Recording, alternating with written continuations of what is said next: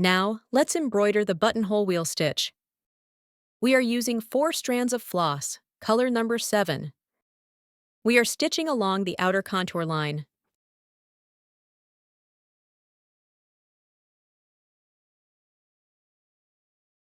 There is a certain distance from where the needle was just inserted.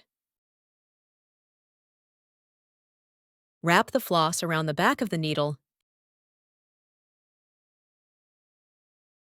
and pull the needle out. This is the first buttonhole. For the second one, point the needle towards the outer contour line. Each spacing must be the same. The rings formed this way will be uniform, and it will look better. Then pull the floss through.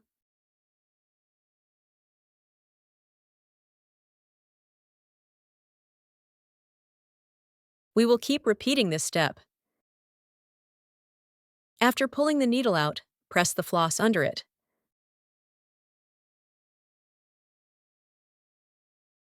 Then pull the floss through again. This will form a circular ring. One loop leads to another.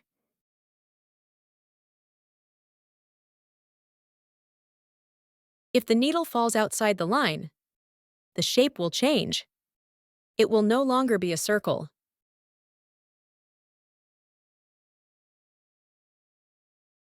All right, this is how it should look. The last needle we inserted is in place. Now, let's stitch a petal-shaped buttonhole wheel in the center. The stitch is the same. But when we are embroidering, adjustments should be made based on the design. When we pull out the needle, it should be on one of the outer contours. Then, at the time of needle insertion, point the needle towards the outer contour line. Next, wrap the floss around the back of the needle. Then pull the needle out.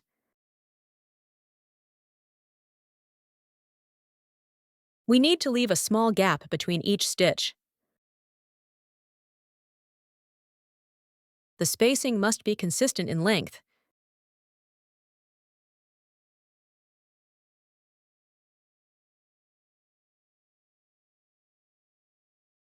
The needle can be exposed a little more, which will make it easier to wrap the floss.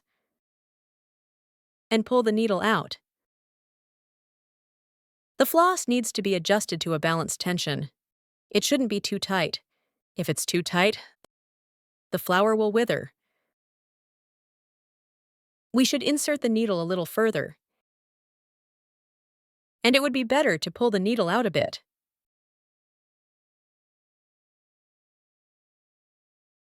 This is the proper tension for the floss. The floss should be pressed under the needle before pulling it out.